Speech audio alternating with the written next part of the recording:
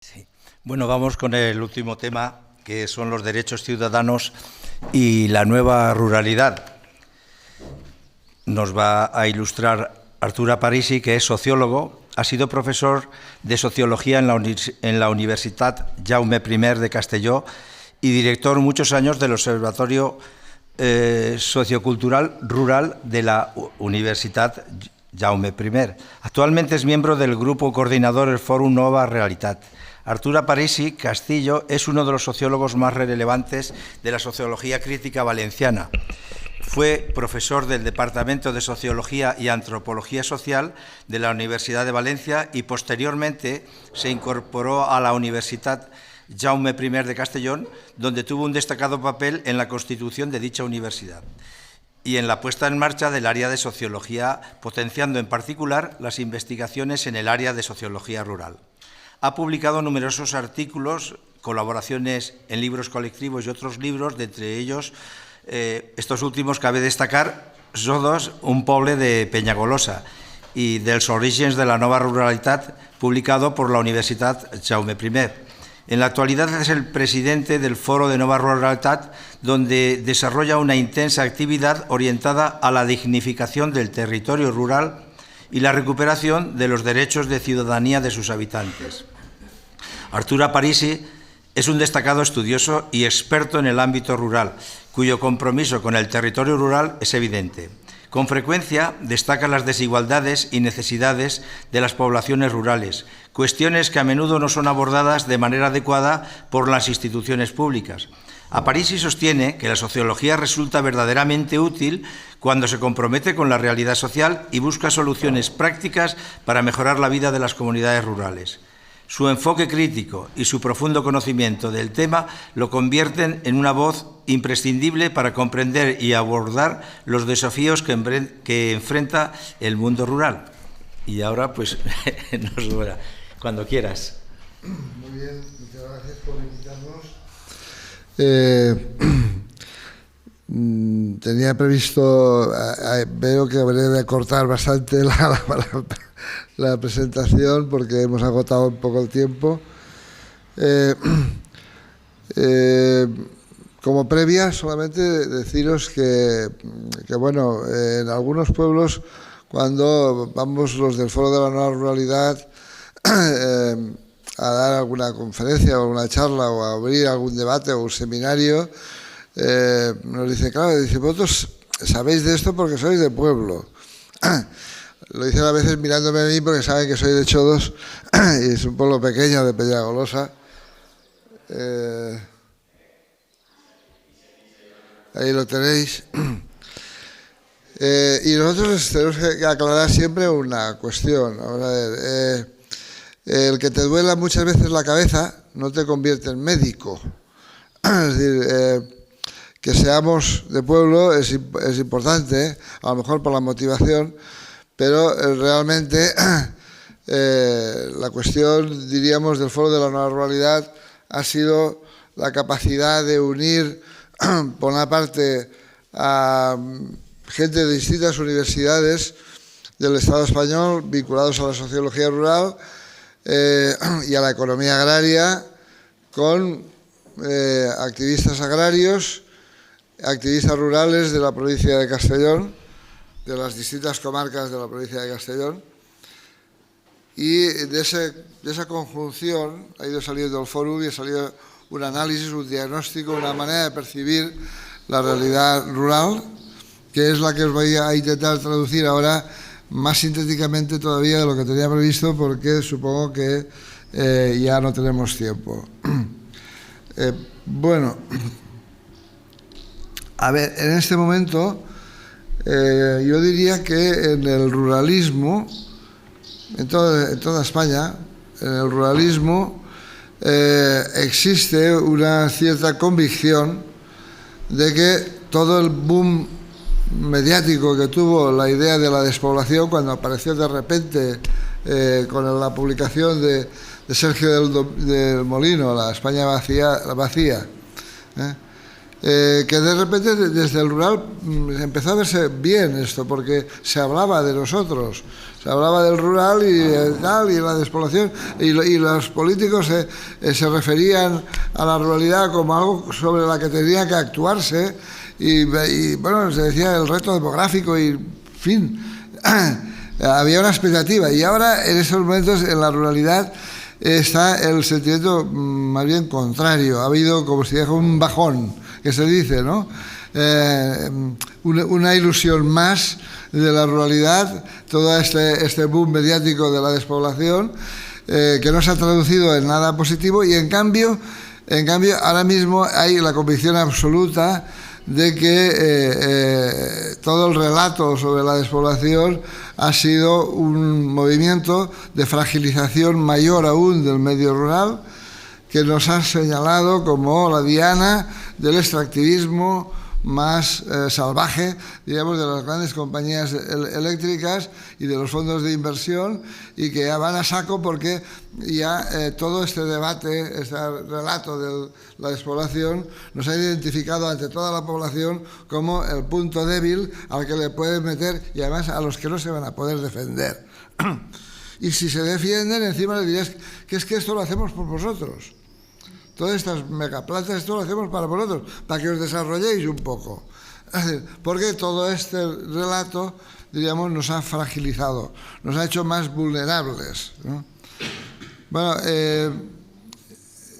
yo quería contaros un poco qué es lo que hay detrás de todo esto, es decir, aclarar un poco algunos conceptos que pueden sernos útiles para pensar esta problemática actual concreta que vivimos en el medio rural. Efectivamente, en un momento dado, la publicación de La España vacía, de Sergio del Molino, además con un despliegue mediático brutal, es decir, un lanzamiento muy potente de todos los grandes, de todos no, pero de algunos de los más grandes medios, como el Grupo Prisa, etcétera. Pero bueno, hubo un lanzamiento muy fuerte de Sergio del Molino y de La España vacía. Era, bueno, los que lo hayáis leído ya sabéis que es un enfoque muy periodístico, y choca un poco por eso, ¿no? Es decir, es un enfoque, podríamos decir, desde la perspectiva periodística, que ignora para absolutamente, o sea, totalmente, lo que la comunidad científica podría decir al respecto. Es decir, no es tan frecuente esto. Es decir, normalmente los periodistas se documentan un poco y Sergio y se enteran un poco de por dónde va el análisis científico. El tema era chocante, ¿no? Era un tema chocante que... ¿Qué decía Sergio del Molino? Sergio del Molino decía que la ruralidad, los pueblos rurales tenemos una especie de virus congénito, un problema nuestro, y es que nos despoblamos. Sí, es un problema que tenemos, es natural, es una cuestión natural, no es una cuestión políticamente, ni socialmente, ni históricamente construida. No es que hayan habido unas políticas que hayan generado, por ejemplo, una España radial, ¿no? Y al otro lado una España vacía. No es que hayan habido unas políticas, diríamos, de concentración de actividades, de recursos, de industria, de capital en unos sitios que han desertizado. No, esto no, sencillamente es una cuestión natural. Y este es el relato que con todo ese impulso mediático brutal se lanzó y que defendía Sergio del Molino. Y vosotros diréis, bueno, y entonces la comunidad científica, ante eso, ¿qué hace, no? ¿Qué hicisteis? Pues, ¿qué hicimos? Bueno, realmente nosotros en ese momento llevábamos ya casi, exactamente, esto me parece que alrededor de 2016, cuando salió el libro de Sergio del Molino, y nosotros llevábamos prácticamente desde el año 93, desde 1993, en un contexto completamente diferente.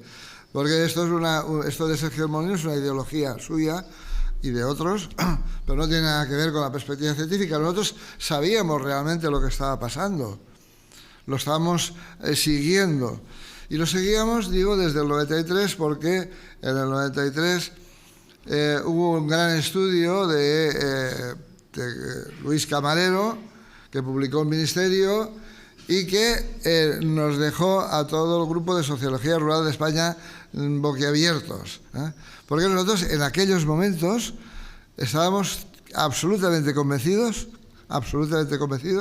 de que lo que íbamos a hacer era cerrar pueblos. Estábamos en el año 92, nosotros, lo digo sin avergonzarme, estábamos convencidos. ¿Por qué? Porque nosotros mirábamos, fíjense que el 92, no me va esto, pero el 92 está aquí. Es decir, que en aquellos momentos nosotros, con los datos del INE, que nos suministraba la información, lo teníamos claro. Es decir, la curva iba a seguir bajando hasta tocar suelo. Y cuando tocaba suelo, quería decir que el pueblo se cerraba. Que el pueblo se cerraba. Porque esto parecía que tenía que ser así.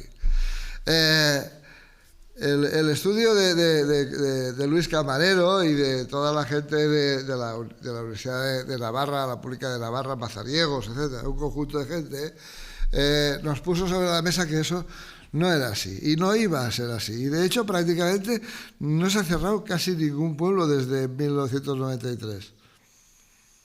Casi ninguno.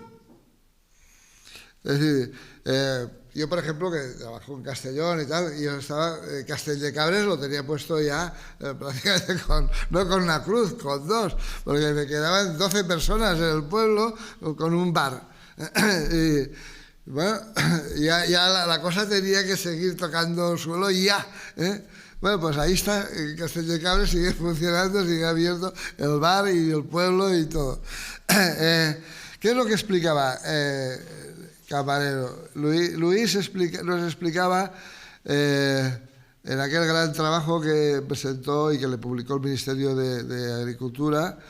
Lo que explicaba es que había un factor fundamental que no estábamos teniendo suficientemente en cuenta, y era la movilidad. Después lo veremos un poco con más de detalle. Era la movilidad, es decir, había un factor nuevo, y es que había una gran movilidad.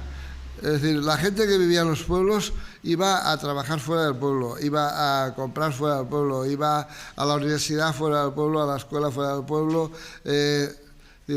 Había una movilidad, y había mucha gente, en cambio, que venía a trabajar al pueblo y vivía en otro sitio, en una ciudad o en una cabecera de comarca.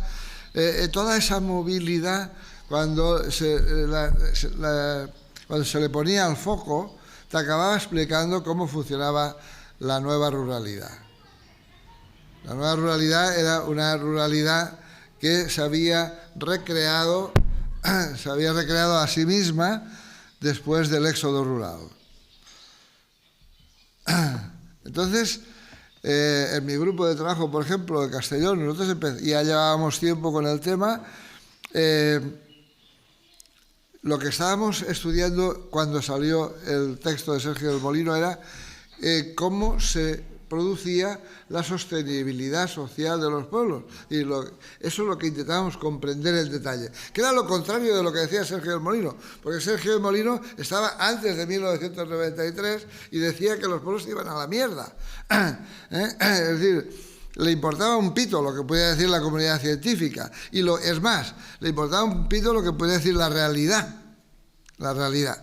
Y la realidad era lo que justamente nos ocupaba a la comunidad científica, es decir, cómo podíamos entender en detalle la sostenibilidad social, o sea, por qué se sostenían socialmente los pueblos, por qué no se había tocado el fondo y se habían cerrado, qué es lo que los mantenía, cómo se mantenía.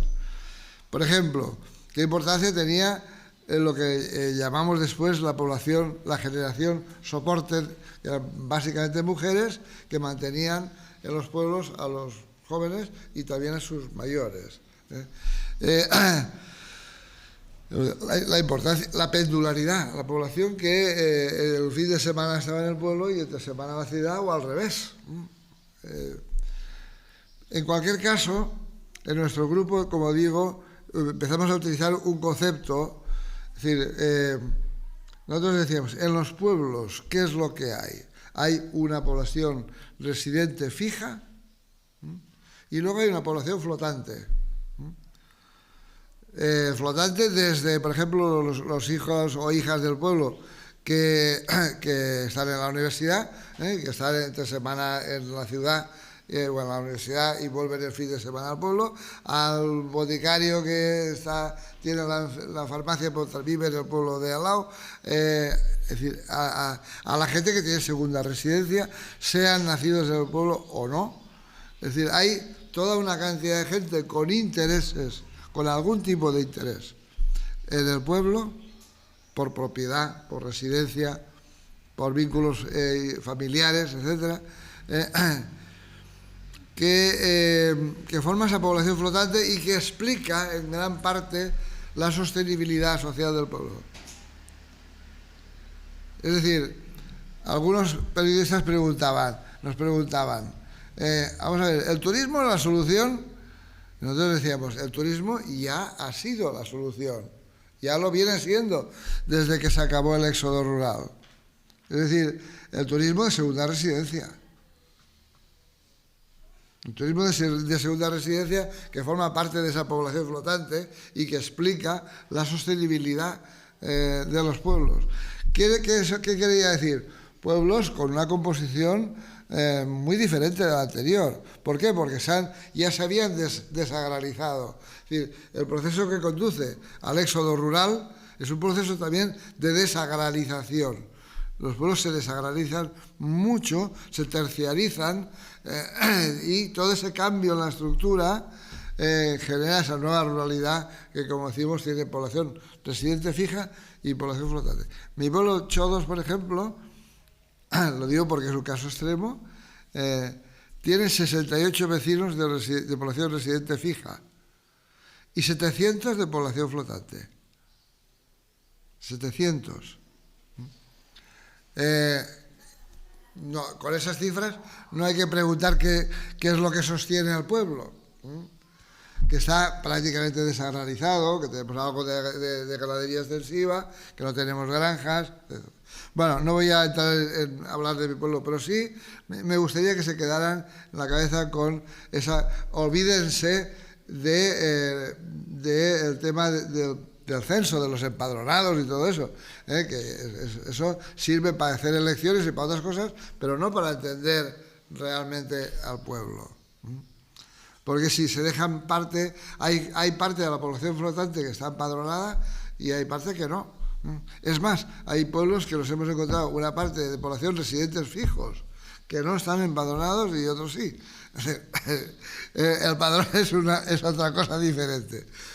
Pero para entender sociológicamente el pueblo, piensen residentes fijos y población flotante. Y todo eso, claro, antes esto se hablaba de decir, los forasteros, los del pueblo, ahora la cuestión es otra diferente. Ahora los pueblos, desde 1975-80, que prácticamente se acaba el éxodo rural, han tenido que pensar, vamos a ver, en quién podemos apoyarnos para funcionar y para vivir y para seguir adelante. Y entonces, entre esa población flotante hay gente que puede tener un nivel importante de compromiso con el pueblo. Hay pueblos en el que todo el consistorio municipal, todos los concejales y el alcalde son todos población flotante, todos. Y no un pueblo ni dos, muchos. La ruralidad es algo muy diferente, diríamos, de la imagen aquella que aún está en la cabeza de la gente de los años 60, ¿no? Bien, por tanto diríamos, nosotros, la verdad, no contestamos a Sergio del Molino porque no nos aludía. Diríamos, estaba hablándole a otra cosa y hemos estado esperando un poco a ver qué es lo que había detrás de aquella movida mediática y de todo aquel plan que luego poco a poco se ha ido viendo, ¿no? ¿Y qué es lo que contesta, diríamos, los movimientos rurales, el ruralismo, ¿no? El ruralismo le contestó con bastante energía, a pesar de que la voz del rural es la voz normalmente ocultada, diríamos. No se oye nuestra voz normalmente en los medios y sobre todo en los grandes medios. Pero a pesar de eso, el ruralismo ha conseguido hacerse oír y decir, señores, vacía, no, vaciada. Es decir, está vacía porque han habido políticas que la han vaciado. Y por tanto, si cambian esas políticas, puede cambiar el resultado. Es decir, puede haber se abre una posibilidad a que los pueblos se vayan equilibrando demográficamente, recuperen una cierta capacidad sobre sus procesos demográficos y puedan irse creando estructuras demográficas locales más equilibradas. ¿Por qué? Porque el éxodo rural es lo que, en el término mediático, la prensa, los políticos, etcétera, llaman la despoblación. La despoblación es una cosa que pasó en 1960 y que acabó en 1975. Aquello fue una despoblación, en la cual familias masivamente, familias enteras de los pueblos se iban a los lugares donde había una actividad industrial, constructiva, turística, etcétera, y sobre todo a vivir allá donde tenían el trabajo, ¿no?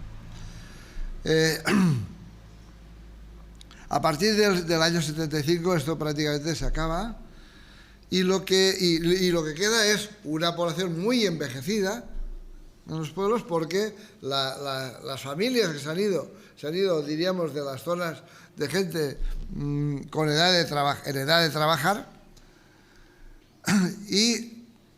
y a partir de ese momento lo que va produciéndose es algo diferente. Hay un degoteo. Bueno, por una parte hay una población tan envejecida, obviamente tiene una mortalidad muy alta en comparación con el conjunto de la población. Y por lo tanto va perdiendo población, y la gente de la calle, la gente que no entiende mucho del tema, o no lo entiende desde un punto de vista, digamos, científico, piensa que si hay menos habitantes es que hay despoblación. No, si hay menos habitantes es sobre todo porque son poblaciones muy envejecidas y hay más muertes que nacimientos. Pero la despoblación que se está produciendo, o lo que está pasando, la inmigración que está habiendo, es de jóvenes, y sobre todo jóvenes cualificadas, porque hay preferentemente una inmigración mayormente femenina, individual. No se va toda la familia, se va ella porque se ha ido a estudiar, ha ido a la universidad, se ha cualificado, se ha formado, y aquí en España nos hemos construido un sistema rural en el cual se supone que no puede haber actividades profesionales. Lo digo porque la gente se sorprende cuando llega a Alemania o llega a Inglaterra y ve que los grandes bufetes de abogados están fuera de Londres. Dice, ¿cómo es posible? De aquí nos han dicho que para sobrevivir hay que estar en la capital y además a la Plaza Mayor. Bueno, y se va a Frankfurt y ve dónde están los bufetes de arquitectura. Que no hay ninguno en la capital. Pero en cambio aquí estamos en otro discurso, hay otro relato. En parte, un relato porque cuando se produjo el éxodo rural, es decir, en los años 60, a diferencia de otros países europeos, aquí Franco tomó la decisión política de incentivar y fomentar al máximo el éxodo rural. Eso es una cuestión peculiar, porque, por ejemplo, en el mismo momento Francia, si lo consultan ustedes, verán que en la década de los 60 y los 71, creo, 72 como máximo, sacó 6 o 7 leyes y dedicó una gran cantidad de presupuesto, por una parte, las leyes agrarias, no leyes rurales, estrictamente rurales, sino leyes relacionadas, por ejemplo, con la modernización agraria, con el rejuvenecimiento, diríamos, de la población y la sustitución generacional de los profesionales agrarios, unas leyes de profesionalización de la actividad agraria. Es decir, Francia hizo un despliegue que no evitaron totalmente el éxodo rural, pero lo paliaron significativamente. Y además que sirvieron para que dignificar la figura y la imagen del agricultor en Francia. Y el agricultor pasaba a ser, pues bueno, un profesional como puede ser un arquitecto, un fontanero o un farmacéutico, es decir, un profesional, una imagen muy profesionalizada que repercutía en los pueblos, generando también al pueblo como una opción razonable o legítima para vivir. Bueno,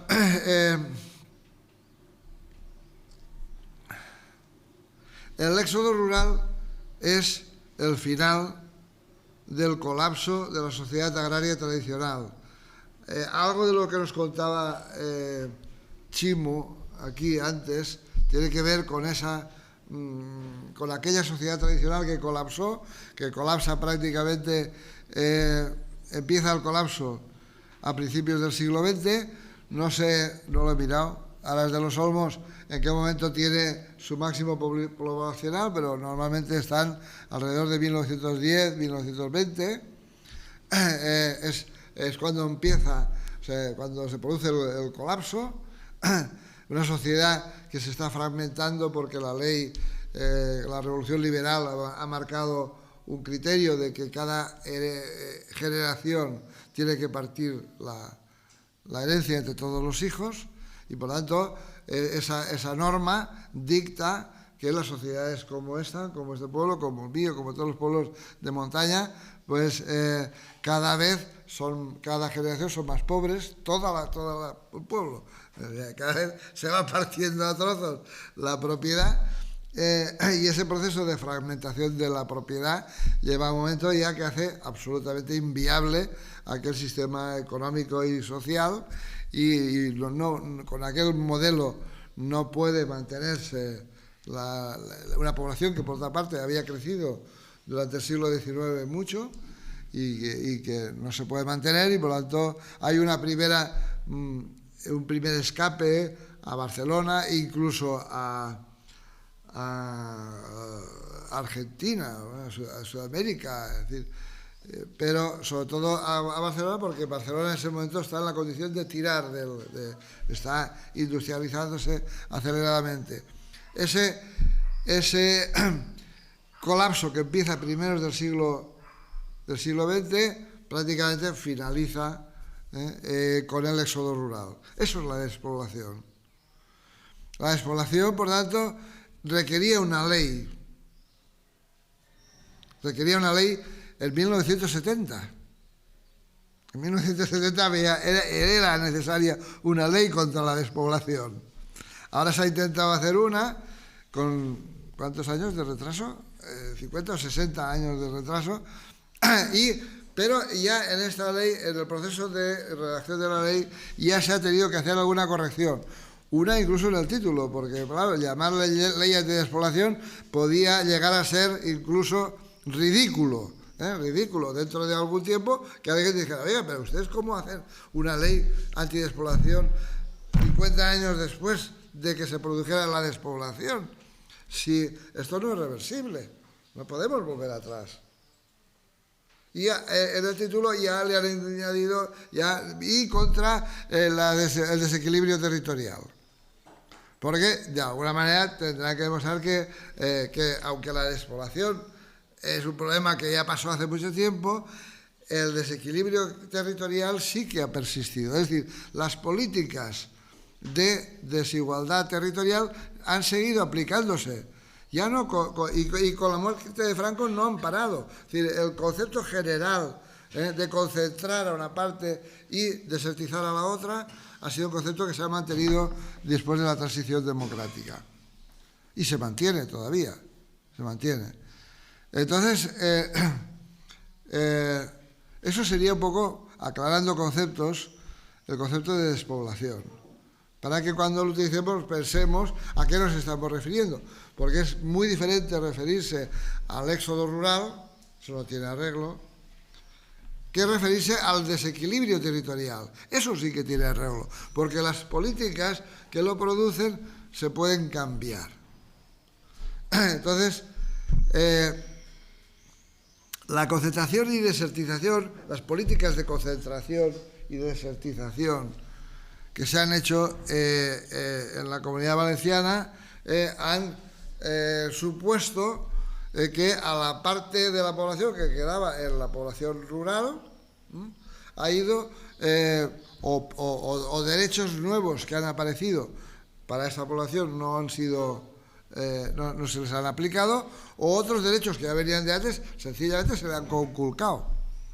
O sea, nosotros, el derecho, por ejemplo, al transporte público, pues ha llegado un momento que se ha conculcado ese derecho, y en la ciudad hay transporte público que a los rurales nos parece muy bien. O sea, quiero insistir, porque otro problema mediático de la difusión mediática periodística se ha planteado como una confrontación entre rural y urbano, pero eso no es así. Es decir, es que los rurales además somos urbanos también.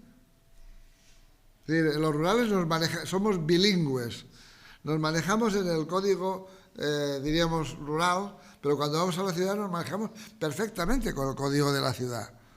Otra cosa es al revés. Hay urbanos que cuando llegan al pueblo se piensan que su código de la ciudad les vale y llegan aquí y no saben desenvolverse, o se comportan de una manera prepotente, o de una manera supremacista, o de una manera insolente, o de una manera que no toca, sencillamente porque aquí funcionamos de otra forma, diríamos, ¿no? Pero los rurales hacemos uso de la ciudad de una manera cotidiana y habitual. Es decir, lo que decía antes es que la movilidad esa de la que hablaba es un hecho persistente. Y entonces estamos en la ciudad sin notar que estamos en un lugar extraño. Estamos en la ciudad como estamos en el pueblo. Nos comportamos igualmente. Y en esos momentos el derecho al transporte que tienen allí en la ciudad ya nos va bien. Pero además es que nos parece bien que la gente de la ciudad tenga derecho al transporte público. Lo que no nos parece tan claro es que ese derecho a los rurales nos lo hayan conculcado. Vamos a ver.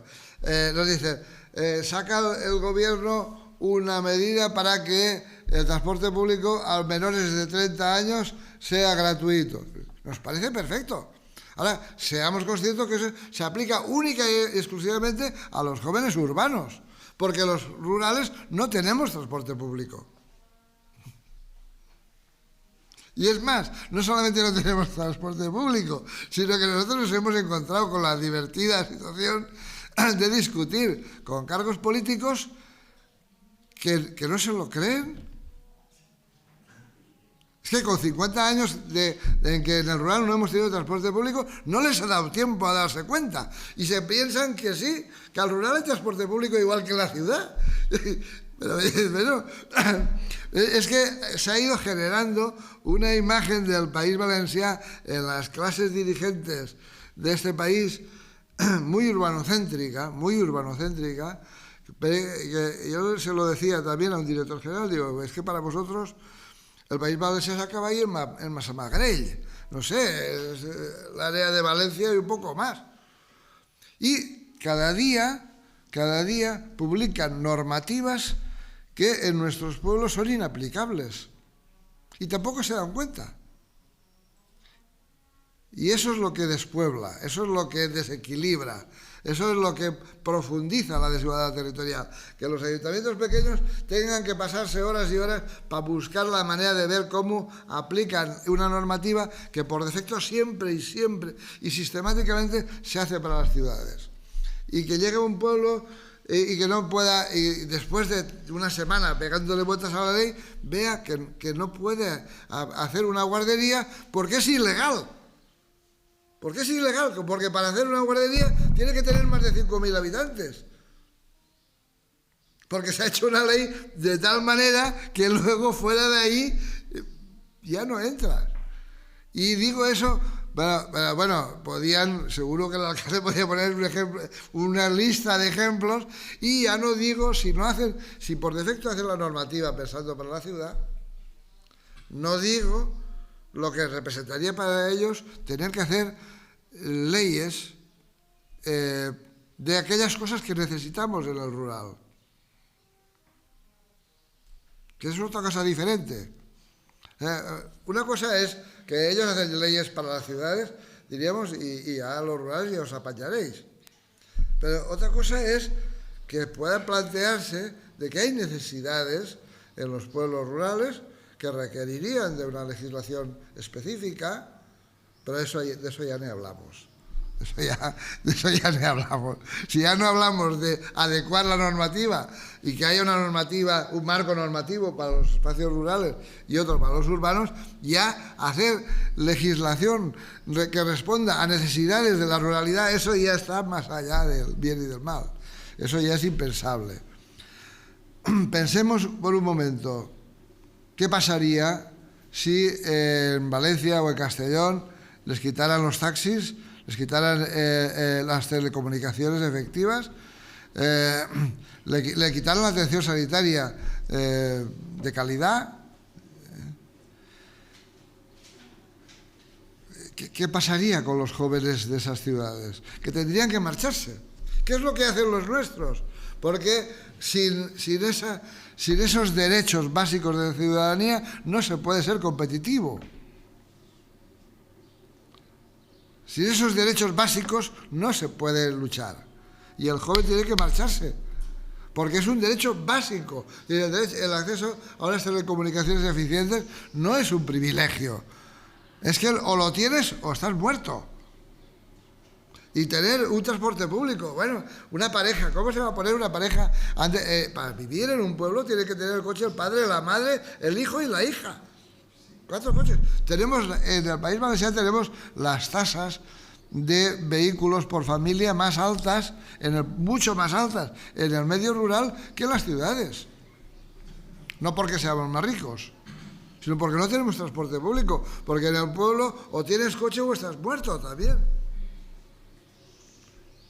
Entonces, esa pérdida de derechos, que marca lo que se llama una desigualdad social territorial, es la que se sigue profundizando y la que muchos teníamos esperanzas en que hubiera una ley de reversión del desequilibrio territorial, y se ha vuelto a empezar con la ley de la despoblación y de tal. Porque realmente el reto demográfico que dicen es la juventud, y sobre todo las chicas cualificadas, que no pueden escoger pueblo, que no pueden escoger vivir en el pueblo. Ese es el problema. O sea, yo no digo que sea mejor vivir en la ciudad o en el pueblo, cada uno que viva donde quiera, pero que se pueda escoger, que la gente que quiera vivir en el pueblo pueda vivir en el pueblo, no que le hayas puesto una situación de desigualdad tan grande que vivir en el pueblo sea ir a la contracorriente. Y esa es la situación que tenemos. Tenemos por una parte, y con eso ya acabo, por una parte tenemos el problema de revertir el desequilibrio territorial, y por otra parte tenemos el problema de que los problemas que afectan a los espacios urbanos también nos afectan a nosotros. Y si la crisis climática, la crisis energética, que irá a más, y la crisis de materiales, esas multicrisis que se llaman en el mundo científico, la multicrisis, esa es una crisis que afecta a la ciudad y afecta también a los pueblos. Es más, posiblemente la crisis energética nos afecta mucho más a los pueblos que a la ciudad. porque nosotros vamos con gasolina, porque lo he dicho antes que esto es movilidad, es decir, el rural es movilidad, y si tú empiezas a ponerle cada vez más caro el gasoil y la gasolina, como pasará, porque es un bien cada vez más escaso, y el petróleo, bueno, ya está empezando a acabarse, o bueno, acabarse no, cada vez cuesta más de sacar, por tanto, la tendencia será a seguir con altibajos, pero hacia arriba.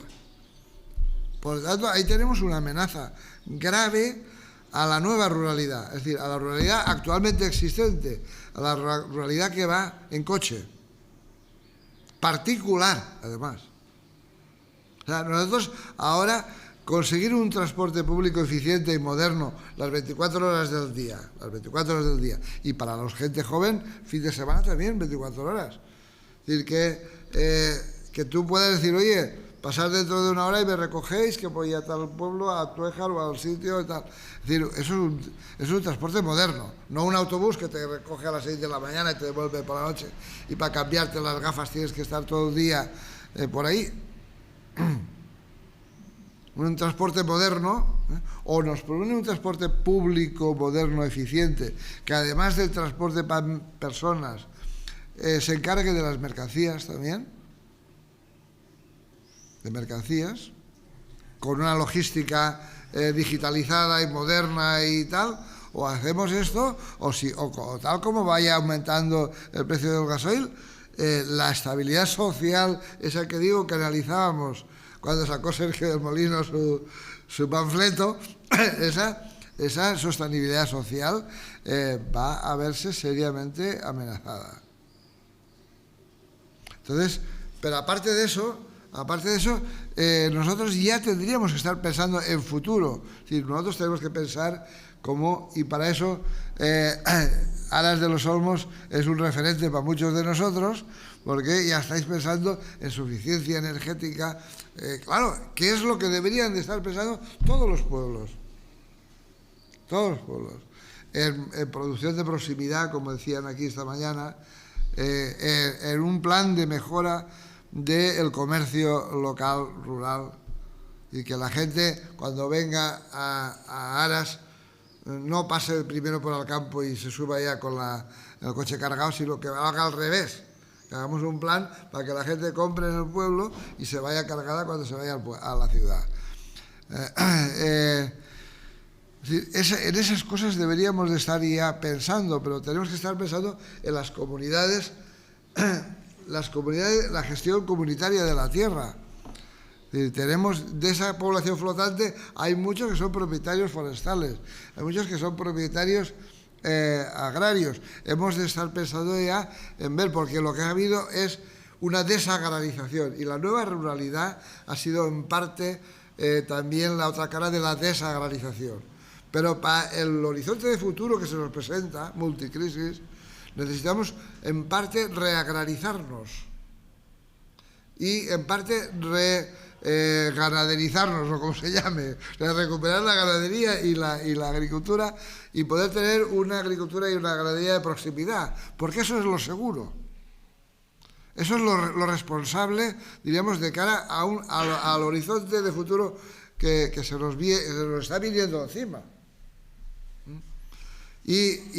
Pero para poder hacer eso nos iría bien tener un contexto de mayor equidad, de menor desigualdad territorial, porque si no, resulta que estamos en dos frentes. El frente de luchar por nuestro futuro y el frente de hacer que nuestro presente no sea tan desigual como todavía es. Esa sería un poco la síntesis.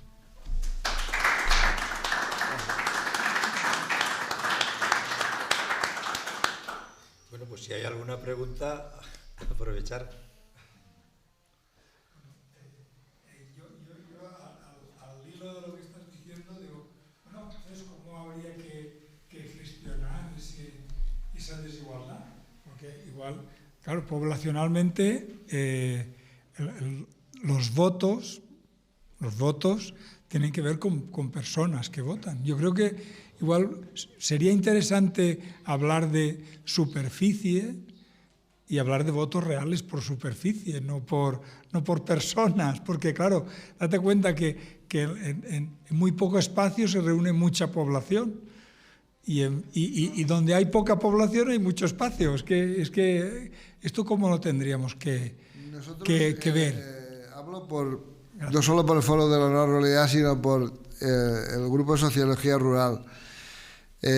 No acabamos de ver claro. O sea, la gente del pueblo, a mí, a todos lo habréis oído muchas veces, es que somos pocos y tenemos pocos votos y entonces...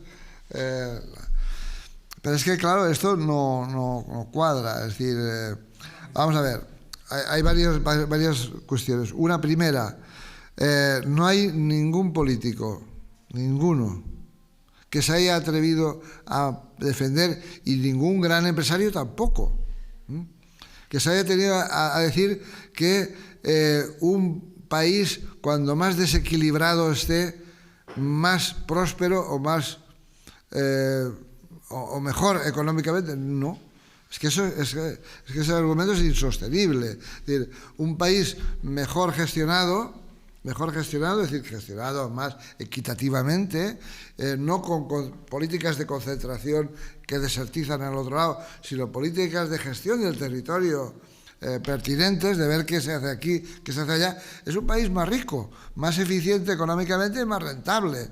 Es decir, no acaba de cuadrar el argumento ese de los votos. No acaba de cuadrar tampoco porque, por ejemplo, en el Reino Unido, ¿no?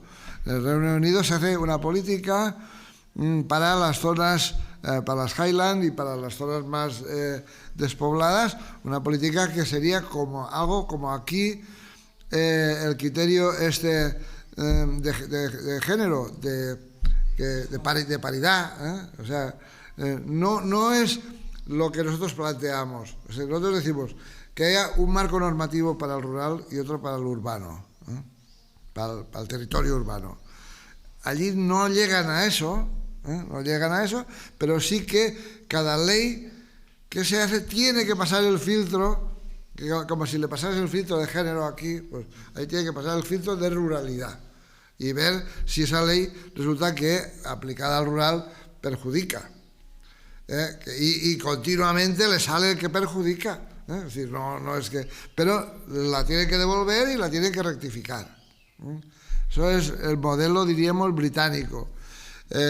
Y luego lo que decía, en Europa hay... en Inglaterra el nivel de radialidad de las infraestructuras, tanto de carreteras como ferroviarias, de España se identifica como un atraso. O sea, es imposible que vosotros podáis funcionar bien en vuestro país con ese tipo de infraestructuras. Es que la radialidad se ve como una cosa absolutamente irracional. Fijaros en el sistema ferroviario británico, que es mallar.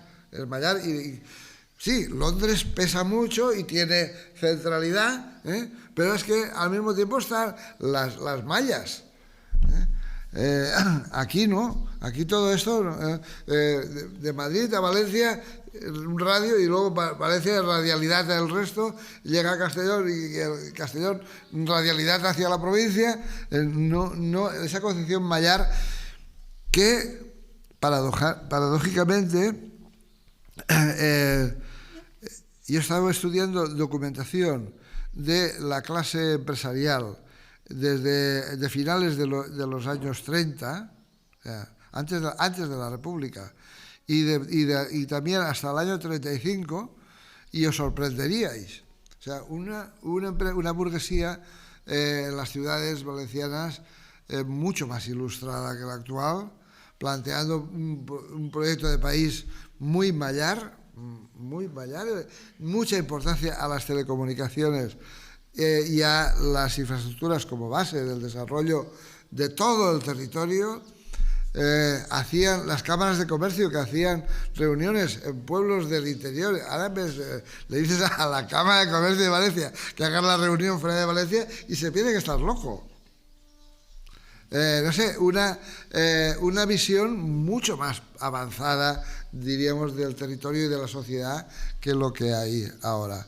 Pero yo creo que el tema no es un tema electoral, es un tema de urbanicentrismo. Se ha ido generando una ideología que es dominante en toda la sociedad, también en el rural. Los rurales hemos interiorizado y naturalizado esa ideología urbanocéntrica, y la hemos ya, por ejemplo, en los ayuntamientos rurales se asume que como somos pequeños tenemos que tener ambiciones pequeñas. Y eso ya es una tónica. Te sorprende cuando te encuentras un alcalde, y a lo mejor aquí está el caso, cuando te encuentras un alcalde que eso de que porque somos pequeños tenemos que ser ambiciones pequeñas, eso de quién lo ha escrito, ¿no? Pero nosotros tenemos que tener la ambición a lo que necesitamos, sea pequeño o grande, o sea la solución que necesitamos. Pero ahora mismo la gestión municipal rural está ya asumido ese ir a ver lo que puedo sacar, un poco de subvención de aquí, y un buen alcalde es el que saca muchas cosas, muchas subvenciones, pero proyecto de pueblo no se puede tener, porque parece que el pueblo, como es pequeño, no tiene derecho tampoco a tener un proyecto de futuro. Entonces, todas las ambiciones se van diríamos, por la alcantarilla, ¿no? Bueno, no sé, yo creo que, en síntesis, creo que no es un problema de votos, que es una concepción del país y del territorio, y en el caso de la Comunidad Valenciana o País Valenciano, como queráis, creo que de una manera muy acentuada. Creo que ha llegado un momento que ellos no ven, esas clases dirigentes no ven más allá del área metropolitana de Valencia, y ellos creen que eso es el país. ¿Qué pasará en el tema electoral? Sería otro tema a discutir. El caso de Teruel existe, es un caso que nosotros seguimos con curiosidad, con atención. Pensamos que aquí no podría funcionar. Aquí lo que pasaría si se crea por ejemplo, Castellón existe, porque la provincia de Castellón es la que tiene una mayor desigualdad territorial. El 92% de la actividad económica está en 18 municipios. El 92%. O sea, que los otros 120 municipios, les queda el 8%. O sea, la desigualdad territorial es brutal. Si se creara un Castellón existe, no creemos que superara la barrera electoral, pero sí que aseguraría que la izquierda perdía siempre. Eso es importante. O sea, no tiene capacidad para ganar, pero sí que tiene capacidad para asegurar que la izquierda no pueda ganar. ¿Por qué? ¿Por la gente de los pueblos? No. O sea, mucha gente de los pueblos seguiría votando PP y PSOE. Pero mucha de la gente de los pueblos que forman la población flotante y que están viviendo en ciudades, esos sí que generarían una masa electoral importante para desbaratar cualquier aspiración de la izquierda a tener diputados en Castellón.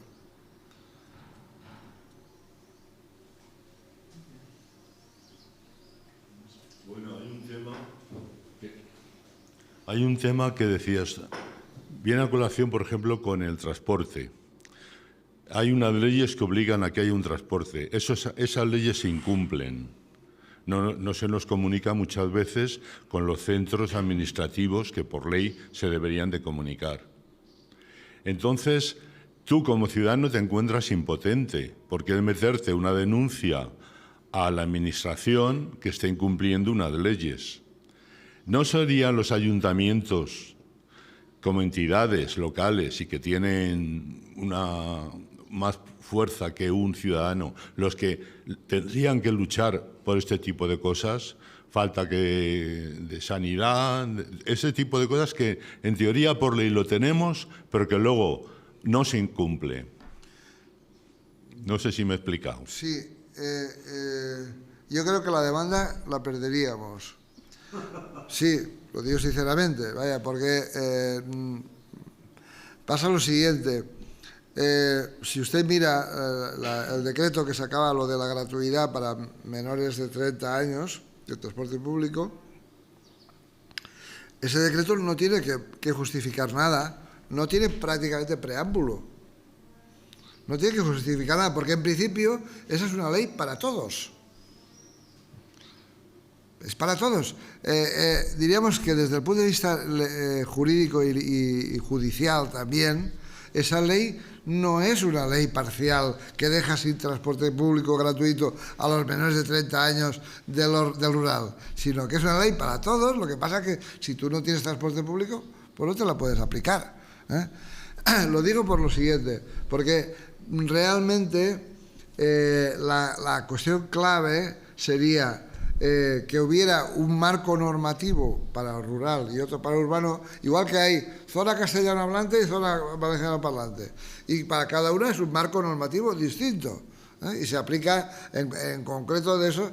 Pues aquí tendría que ser lo mismo, dos marcos legislativos, y entonces sí que se podría presentar un decreto que dijera, y para la zona rural vamos a crear un transporte público que será A, B, C, ¿cómo será? Pues tendrá tipo furgonetas o tipo taxis por zonas comarcales, yo qué sé, irá describiendo cómo funcionará, si tendrá una logística, que la gente lo llamará por teléfono, cómo se ejercerá la demanda, porque obviamente para un transporte moderno tiene que ser a demanda, pero no a demanda como ha hecho ahora la Generalitat. Ahora la demanda, la Generalitat ha dicho, si ustedes tienen un autobús a la semana, que va el lunes, por ejemplo, a las 6 de la mañana, ese se lo ponemos a demanda. Es decir, si ustedes no lo piden, ni siquiera ese subirá. Eso es como está ahora.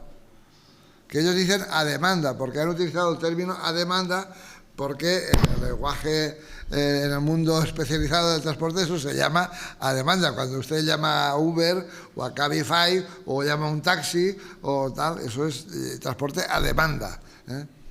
Pero ahora dice, es a demanda del autobús ese inútil que no lo utiliza nadie porque no responde para nada a las necesidades de movilidad de la gente, pero que ahora dice, y si no lo pide nadie, ni siquiera ese subirá. Es a demanda. No, a demanda yo quiero uno que yo pueda decir, a las 12 me hace falta.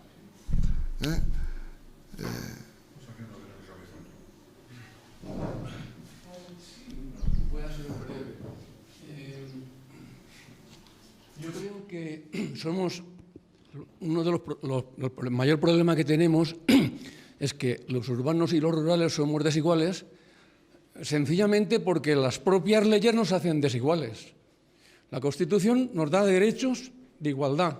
Sin embargo, la normativa que regula las competencias municipales discrimina por razón de la población y, en su consecuencia, suelta en función de la población. Si hubieran políticas solidarias, el problema de los municipios despoblados desaparecería, porque tenderían a que todos tuviéramos el mismo nivel de derechos. El transporte, de la guardería, es decir, el alcalde decía ayer que le cuesta aquí el doble hacer un metro de no sé de qué, no me acuerdo de qué era, de tubería, no sé qué, que en Valencia. Sin embargo, la ley de bases de Hacienda le da la 20ª parte de presupuesto que le pueda dar a cualquier otro municipio por la población que tiene. Luego, el nivel del voto yo creo que algo tiene que ver, pero desde luego, si los gobiernos creyeran que debemos de ser iguales, harían leyes para que fuéramos iguales.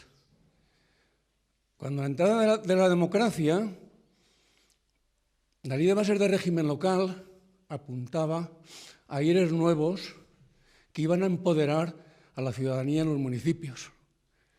Y cuando la crisis del 2008, la modificación de la ley de bases, lo que hizo fue quitar derechos, quitar competencias y centralizar en Madrid la fiscalización. Yo creo que ahí, si abundamos un poco, hay esencia para poder encontrar solución, porque los pueblos son viables si hay economía y pueden subsistir. Pero claro, también necesitan los ciudadanos y las ciudadanas derechos y igualdad. Y eso, si no se cambian las leyes, es muy complicado, porque ya lo dejamos a la labor de que el alcalde de turno sea bueno, trabaje mucho, ruegue mucho o no. Y en todos los municipios no tenemos el mismo nivel de responsables. Que le hago un inciso, solamente un inciso. Entonces, termino. La pregunta mía era la siguiente.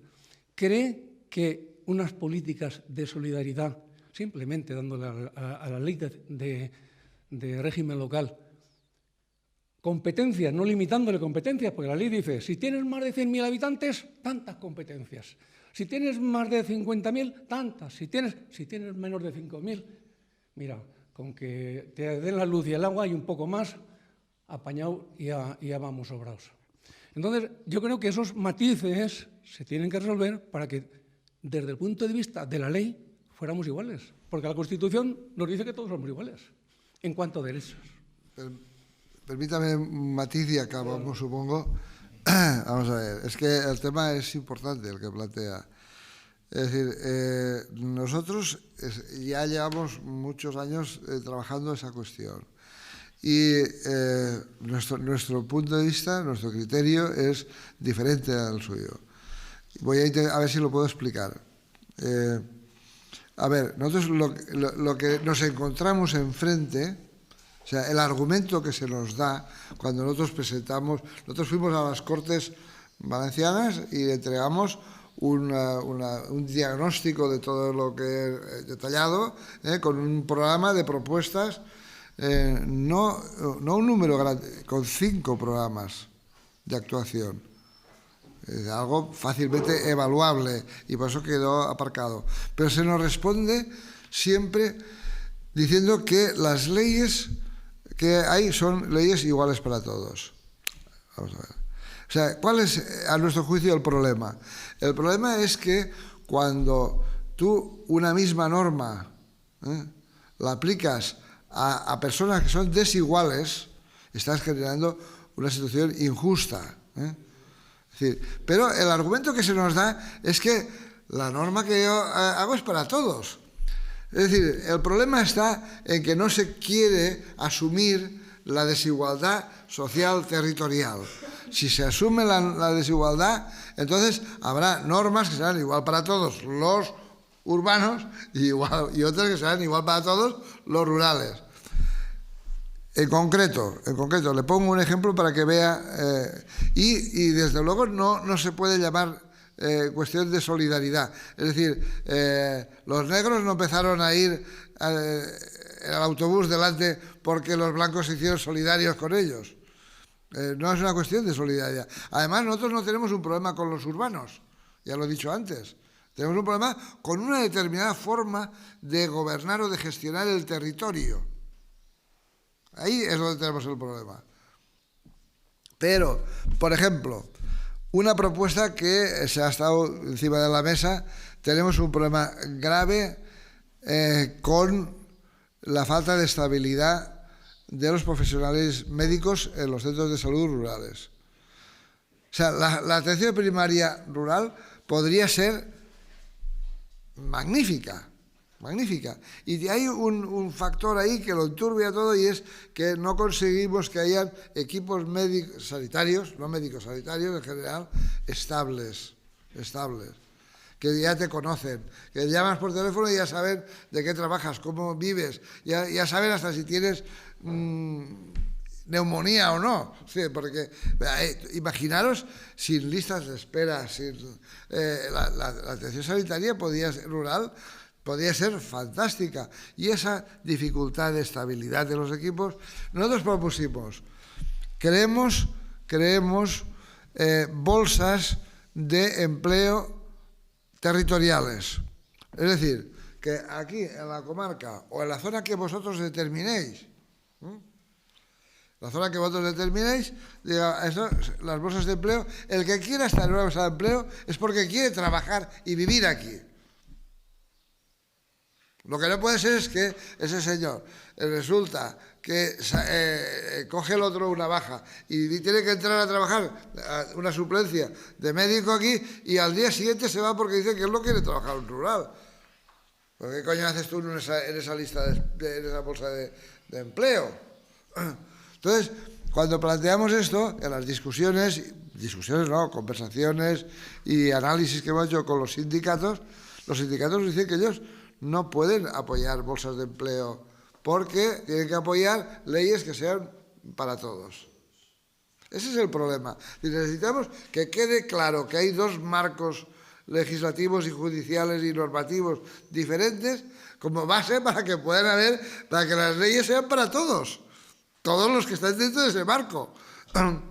Porque si de entrada se nos mete ya por definición en un marco en el que tenemos ya las de perder, estamos perdidos. ¿Se ha entendido la respuesta?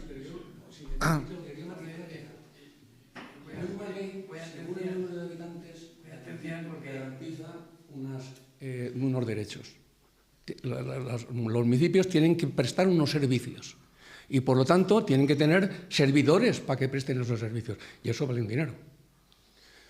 En los municipios pequeños los exime de esas competencias. Por lo tanto, a esos ciudadanos ya los tira de esos derechos. El ejemplo que ha puesto usted, la guardería. Es decir, oiga, yo cuando hablo de solidaridad digo que los presupuestos del Estado para municipios que no tienen el derecho que aporte lo que no aporta a las grandes ciudades. ¿Para qué? Para que el ayuntamiento de turno pueda contratar a un profesional para tener guardería. Ya está el servicio de la guardería. En cuanto al tema del transporte, exactamente lo mismo. Por eso hablaba de solidario. Bajar de aquí a Valencia con un viaje o dos o tres pues está muy caro. Un autobús de tráfico pues está muy caro. Venir de Valencia aquí, el ejemplo de su pueblo, 700 flotantes. Pero el municipio tiene la subvención para 64 ciudadanos. Y atiende a 764, da servicio a 764. O se es solidario, o se entiende la situación de que no todos los pueblos son iguales. Y si se miden todos con una vara de medir, como la que hace la ley, que es muy genérica y muy discriminatoria, es casi imposible garantizar los derechos que la Constitución nos da a todos los ciudadanos. Eso es lo que quería decir simplemente. Por lo tanto, cuando hablo de solidario me estoy refiriendo que a los gobiernos de turno, si la Constitución les dice que tienes que garantizar un derecho, pon duros. Eso es lo que estoy diciendo, no estoy diciendo otra cosa. Eso no es tan complicado. Eso no es tan complicado, es querer hacerlo. Por lo tanto, si somos desiguales, es porque nos hacen desiguales las leyes que hacen los gobiernos en desarrollo de la norma marco. Eso es lo que estoy diciendo. ¿Soluciones? No sé. Podrán haber miles. Espera que tiene la palabra ahí. Tiene la palabra el señor alcalde, que lleva un rato intentando decir algo. No sé si me ha entendido el matiz. Sí, lo he entendido. Este problema, afortunadamente, se nos ha hecho caso a los municipios rurales, a los municipios pequeños, y ya hay un proyecto de ley que reforma la ley de bases de régimen local y que reforma la financiación de las administraciones locales. Y en ese proyecto de ley se añade un complemento que dice el Estatuto del Pequeño Municipio, que trata a los municipios de menos de 5.000 habitantes y que les garantiza una legislación diferente en función de la situación diferente en la que son. Ese proyecto ya ha pasado por todos los estamentos, fundamentalmente por el Departamento de Hacienda, porque para realmente abordar el problema que tenemos hace falta una reforma fiscal y tiene mucho que decir el Departamento de Hacienda al respecto, y tiene ya los vistos buenos. El problema que ha habido es que en estos momentos, para que salga ese decreto, se podía haber sacado, pero lo que no puede permitirse es que con la ley de bases de régimen local estemos discutiéndola con cada partido que gobierne del momento. Hay que hacer una ley que garantice que estén, sobre todo con los mayores partidos, estén consensuada para que la respeten y por lo menos dure 20, 30 o 50 años, si no es imposible ya gobernar cualquier pueblo, no nada más los pequeños, sino cualquier pueblo. Entonces, como la situación, la coyuntura política está como está, pues se ha decidido esperar que pasen las elecciones con la intención de que en la próxima legislatura, si no está este enconamiento que hay, esta tensión que hay, se pueda llevar al Parlamento y se pueda aprobar. Esta es la situación real que los municipios pequeños, sobre todo los que estamos organizados y trabajamos por esta problemática, pues hemos trabajado bastante y hemos hecho bastante nuestro lobby para que fuera así y estamos satisfechos porque la información que tenemos es esta que os digo. O sea, que contemplará, en el momento que llegue, contemplará la diferencia del pequeño municipio, menores de 5.000 habitantes. Yo creo que conviene que terminemos porque se nos ha hecho un poco tarde. No falta. Oye, muchas gracias, Artur, y también a Francesc y a ti, Paco, y Javi, que no está por ahí, que habéis estado ayudando con la organización. Porque, bueno, es que estáis planteando cuestiones que nos podríamos alargar bastante más y son muy interesantes, pero hoy no tenemos tiempo. Así que, si os parece, terminamos, ¿vale? Y nos veremos próximamente porque convocaremos más.